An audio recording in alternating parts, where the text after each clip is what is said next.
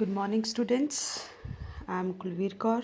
I'm back with the poem of our book First Flight, A Tiger in the Zoo. It's a very important as well as a poem with a great message. Firstly, let's have a view of the introduction. The poem contrasts a tiger in the zoo with the tiger in its natural habitat.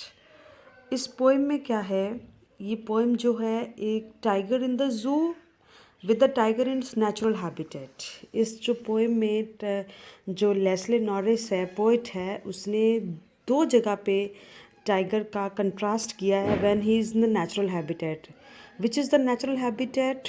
The tiger when he is in the zoo.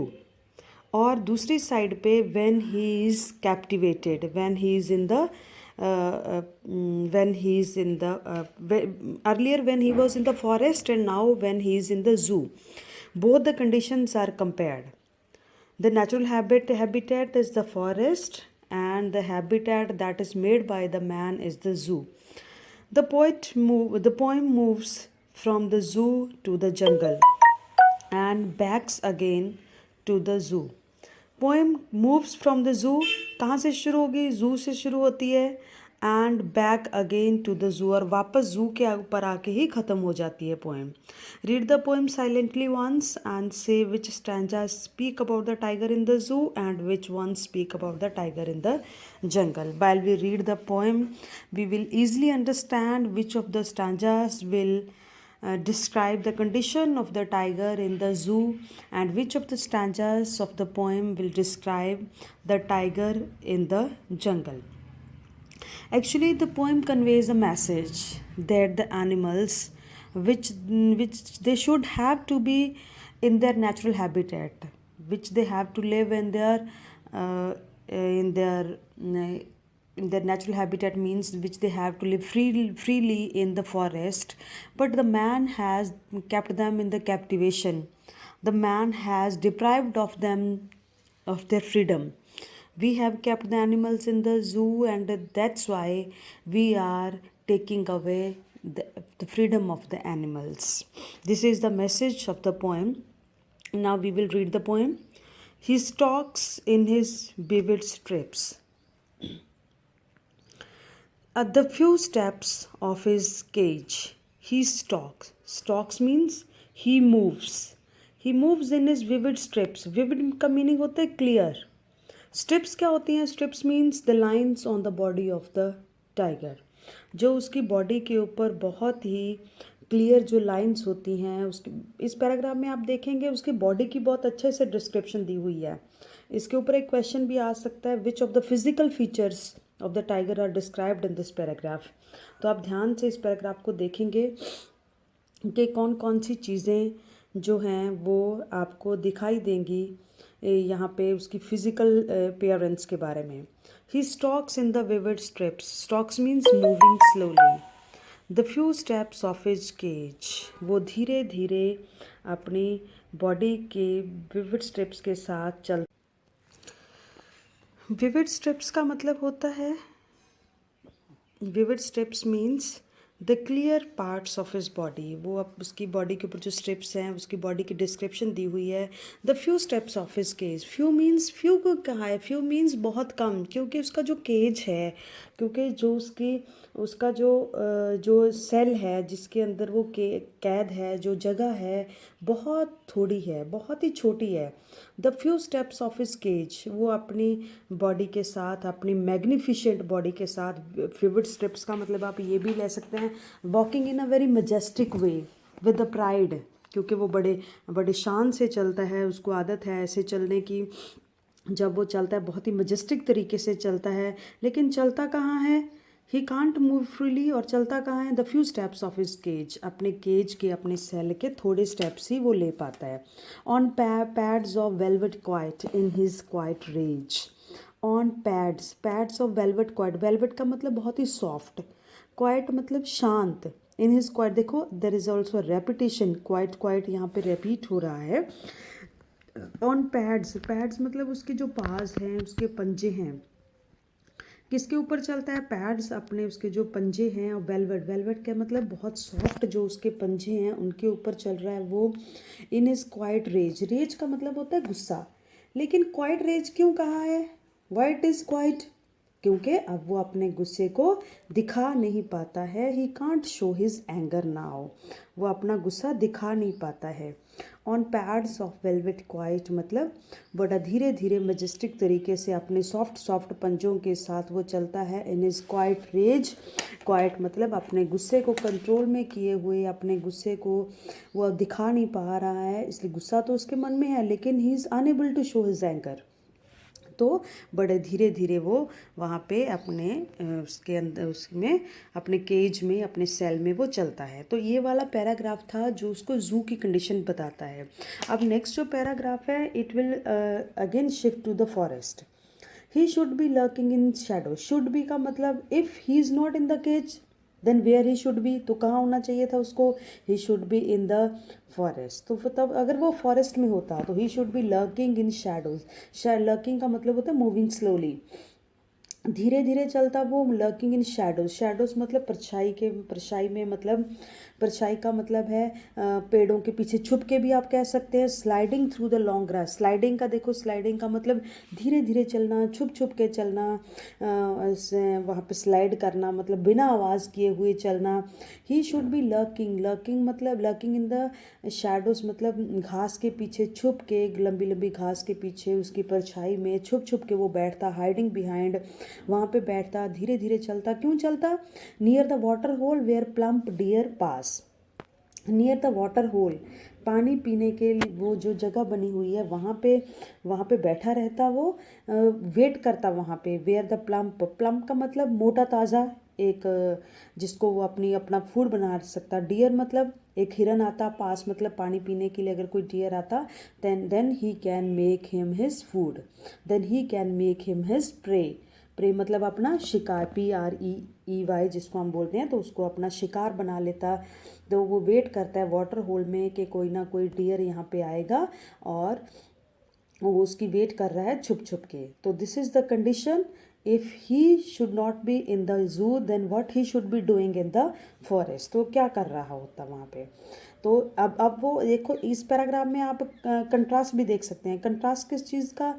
अब वो अपने cell में क्या कर रहा है, तो अभी वो अपने अगर वो जंगल में होता तो वो क्या करता। तो यहाँ पे कंट्रास्ट आपको नज़र आ रहा है। नेक्स्ट जो पैराग्राफ हमें दिखाई दे रहा है, should be snarling around houses. स्नॉलिंग का मतलब होता है ग्रोनिंग, ग्रोन करना मतलब अपने दांत दिखाना, ग्रोनिंग करना, आवाज़ करना, गुर्राना जिसको आप कहते हैं। ही शुड बी, अगर वो क्या, फिर वो क्या कर रहा होता अगर वो फॉरेस्ट में होता? तो he should be snarling around the houses. Then वो क्या कर रहा होता? What he should be doing there, he should be snarling around the houses. तो वो क्या करता? वो around the houses at the jungle's edge. जंगल मतलब वो जंगल में रहता है, लेकिन जंगल के किनारे के ऊपर क्या हैं? हाउसेस हैं।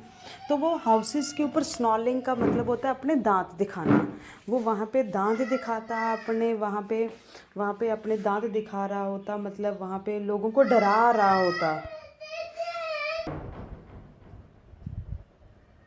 Then he should be snarling around houses. तो आप वो अपने घर जो जंगल के किनारे के ऊपर जो हाउसेस हैं वो उनको क्या कर रहा होता? वो उनको लोगों को दांत दिखा रहा होता। Why to snarl? Just to terrorise them, just to make them terrifying, उनको डराने के लिए। एट द जंगल्स एज, जो जंगल के किनारे के ऊपर जो घर हैं तो उनको डरा रहा होता। Baring his white fangs his claws terrorizing the village. Baring का मतलब अपने दांत दिखाता, शो करता, just to show. Baring means to show his white fangs. Fangs क्या होते हैं? जनरली जो फैंक्स होते हैं वो स्नेक के जो 2 टीथ हमें दिखाई देते हैं उनको बोला जाता है, लेकिन यहाँ पे फैंक्स हम किसके लिए यूज़ कर रहे हैं? For the white teeth of the tiger. तो बेरिंग हिज वाइट टीथ, वो अपने सफ़ेद सफ़ेद दांत दिखा के, हिज क्लॉज अपने पंजे दिखा के, टेरराइजिंग द विलेज, लोगों को डराता। तो यहाँ पे हम एक चीज़ और भी देख सकते हैं यहाँ पे, if the forest will not be there then the tiger will surely be enter into our houses. Then this paragraph also emphasizes the importance of forests in our lives. अगर फॉरेस्ट नहीं होंगे, क्योंकि वो उसका नेचुरल हैबिटेट है, वहाँ पे वो रहेगा. अगर फॉरेस्ट नहीं होंगे तो क्या होगा? the tigers will surely be entering in our houses. तो वो हमारी लाइफस्टाइल को, हमारी लाइफ को डिस्टर्ब कर देंगे. तो यहाँ पे जो सेकंड और थर्ड पैराग्राफ है वो किसके बारे में है? The life of the tiger in a forest. तो क्या कर रहा होता? पहले में हमने देखा कि वो वहाँ पे छुप के किसी डियर की वेट कर रहा होता, to make him his food, to make him his feast. और सेकंड में वो क्या कर रहा होता? स्नॉलिंग अराउंड द हाउसेज, घरों को डरा रहा होता, लोगों के घरों के आसपास चक्कर लगा रहा होता, अपने white fangs by white teeth दिखा के लोग, घर वाले लोगों को डराने की, विलेज के लोगों को डराने की कोशिश कर रहा होता. But he is locked in a concrete cell. लेकिन फोर्थ पैराग्राफ क्या कहता है? लेकिन अब कंडीशन क्या है? इन अ कंक्रीट मतलब make that the thing that are made of cement and the bricks. तो उसको हम क्या कहते हैं? कंक्रीट.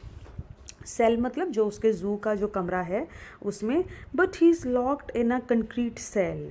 लेकिन अब वो किस में बंद हो गया है? वो एक हार्ड सब्सटेंस के बने हुए कमरे में बंद हो गया है.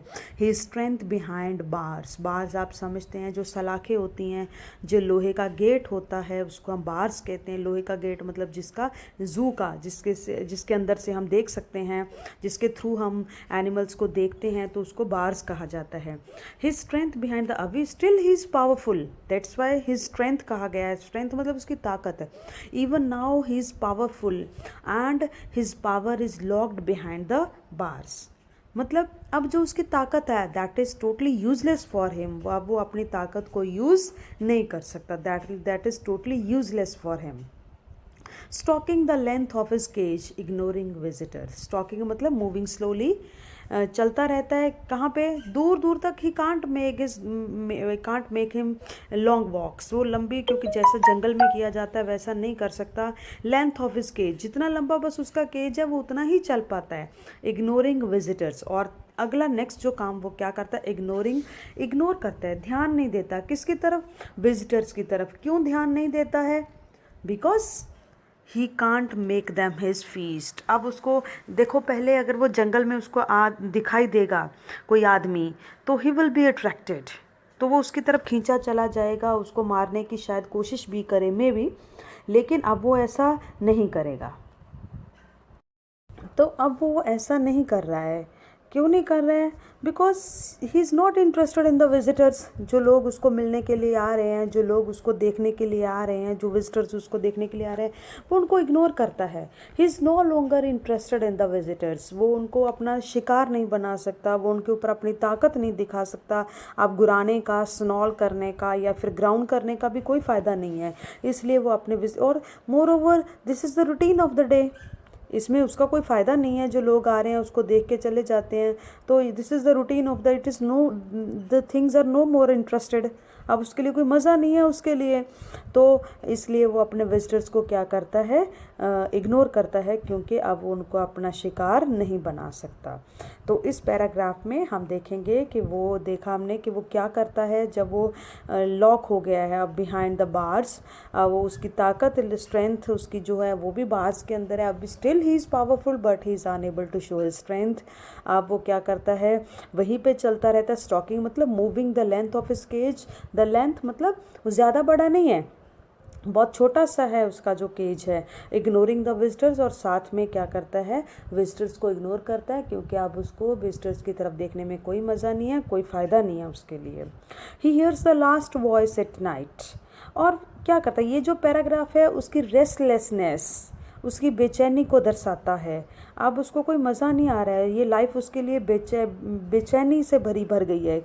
क्या करता है वो? Here's the last voice at night. रात को उसको नींद भी नहीं आती है, कोई मज़ा नहीं है, वो बेचैन हो गया. इसलिए वो रात को क्या करता है? जो रात तक सारी आवाज़ें उसको सुनाई देती है. The patrolling cars, even patrolling cars मतलब the cars which are on the vigilance duty, जो कर रही हैं, जो सड़कों के ऊपर घूमती रहती हैं, उन सब कार्स को वो देखता रहता है, सुनाई देती हैं उसको दूर दूर लोगों की आवाज़ें या फिर कार्स की आवाज़ें।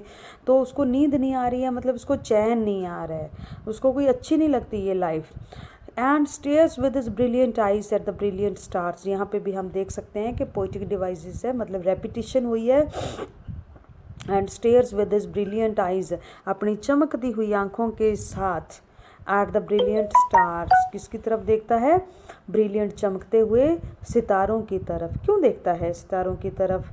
चमकते हुए सितारों की तरफ क्यों देखता है? देखो समटाइम्स कई बार हम भी जब हम गॉड को प्रे करते हैं तो हम भी ऊपर की तरफ देखते हैं ना। Sometimes he may have the hope of his freedom. शायद उसको क्या लगता है अपने फ्री होने की, शायद उसको कोई उम्मीद है, शायद उसको लग रहा है कि मैं फ्री हो जाऊंगा। इसीलिए वो क्या करता है, अपने ब्रिलियंट आइज़ के साथ, अपनी चमकती हुई आंखों के साथ, अभी भी उसको उम्मीद है, स्टार्स की तरफ देखता है। उसको लग रहा है कि गॉड शायद मुझे मेरी फ्रीडम वापस मिल जाए। अभी भी उसको कहीं ना कहीं कोई उम्मीद है उसके मन में कि अभी भी मैं वापस फ्री हो सकता हूँ। तो इस पोएम में आपने देखा, बहुत ही इंटरेस्टिंग, बहुत मज़ेदार पोएम है ये। स्पेशली इस पोएम में क्या है, कंट्रास्ट दिखाया है किसका? एक टाइगर का, when he should be in the forest and now when he is in the zoo. Zoo में रह के वो क्या करता है और अगर वो जंगल में होता तो क्या करता है। और साथ में इम्पोर्टेंस ऑफ फ्रीडम का मैसेज भी देती है ये पोएम, कि जो एनिमल्स हैं उनके ऊपर हम जो कैप्टिविटी करते हैं या फिर उनको ज़ू में बंद कर लेते हैं, उनकी फ्रीडम को हम कर्टेल कर देते हैं, तो ये सब चीज़ें नहीं होनी चाहिए। The wild animals should be kept in their natural habitat. Thank you.